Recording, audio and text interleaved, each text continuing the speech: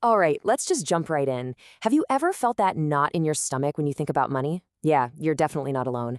It feels like financial stress is this huge weight on all of us. But what if I told you there's an ancient playbook for dealing with all of it? Today, we're going to explore a book that gives us exactly that, a totally different way to look at wealth, at debt, and really your entire financial life. Right from the start, the book opens with this dedication. And man, it hits hard. It speaks to a feeling so many of us know all too well. That feeling of being trapped, just weighed down. So this is for anyone who's ever felt that chain. Now, I know what you might be thinking. Oh, great, another book about budgeting tips or how to pick stocks. Nope, this isn't that at all. This isn't about some quick fix or new financial hack. It's about something way, way deeper. See, the source material actually calls this a 40-day journey. And why 40 days? Well, in ancient wisdom, that number always means it's a season of major transformation. So the goal here isn't just to tweak your spending habits, it's to completely reshape the way you think and feel about money. So let's get into the book's absolute core idea. It's this concept of money and the heart. The whole argument is that our finances are never just about the numbers in our bank account. Nope. They're a mirror. Our decisions, our habits, even our anxieties, they all show us what's really going on inside our heart and our character. And this leads to this really powerful concept, financial stewardship. So for a minute, forget the spreadsheets and the budgets. This view says that how we handle our money is really a test of our integrity, our character, and maybe our connection to something much bigger than ourselves. It basically turns finance from a chore into a kind of spiritual practice. Okay, so let's get practical. The very first secret is all about earning with truth. The book says the foundation of any wealth that actually lasts isn't some brilliant startup idea or a hot stock tip. It's your reputation. It's being known as someone who is absolutely, unshakably honest.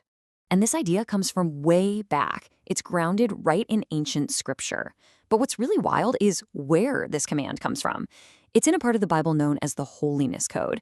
So it's putting business ethics on the same level of importance as sacred duties. It's like saying your work, your business, that's a holy place.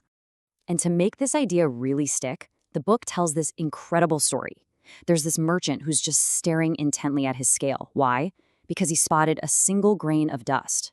He tells his student that if he ignores 1 grain today, he might ignore 2 tomorrow. See, honesty isn't about the big dramatic moments. It's a discipline you build in the smallest, tiniest details. So here's the bottom line. The book contrasts the two paths. Dishonest money, it says, is like trying to carry water in a bucket full of holes. It just brings anxiety, and sooner or later, it's gone. But wealth that's earned with integrity, that carries a blessing. It builds a reputation that will outlive you, and it actually helps build a better, more just society for everyone.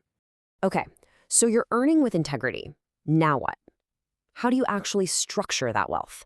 Well, the next secret gives us an ancient rule for diversification. That is, you'll see, shockingly modern.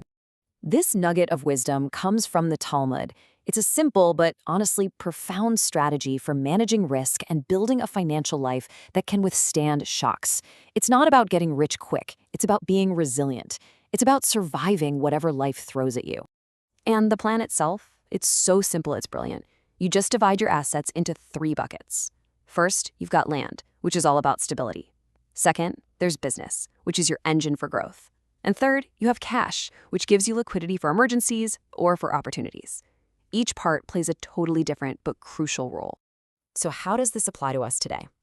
Well, land doesn't just mean a plot of dirt. It can be any stable, long-term asset like real estate, or it could even be your core professional skills. Business is your active stuff, your investments, your side hustle, anything designed for growth. And cash is pretty straightforward. It's that liquid safety net, your emergency fund, that gives you security and the freedom to act when you need to. All right, we've covered earning and we've covered diversifying. But now we have to talk about the other side of the ledger, debt. And the book has this radical way of reframing it. It's not a tool. It's a form of, well, servitude. And it must have an end date. I mean, listen to that. The Bible does not pull any punches. It's being brutally honest about the power dynamic that debt creates. When you borrow money, you are, in a very real way, a servant to your lender. Your future time and your future work are promised to them. This isn't a moral judgment. It's just a statement of how things are.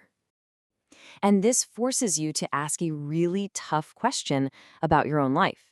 Is your debt a temporary tool, or has it become a life sentence? A mortgage with a clear finish line can be a tool, but that credit card balance where you just keep rolling over the minimum payments, that's not a tool, that's a trap. The most expensive loan is the one that never, ever ends. And this whole idea is rooted in this incredible ancient practice called the Shemitah, the sabbatical year. Every 7 years, all debts were completely forgiven. I mean, just think about that for a second. The entire system was designed with an automatic reset button to make sure debt was always temporary. Freedom was literally built into the calendar.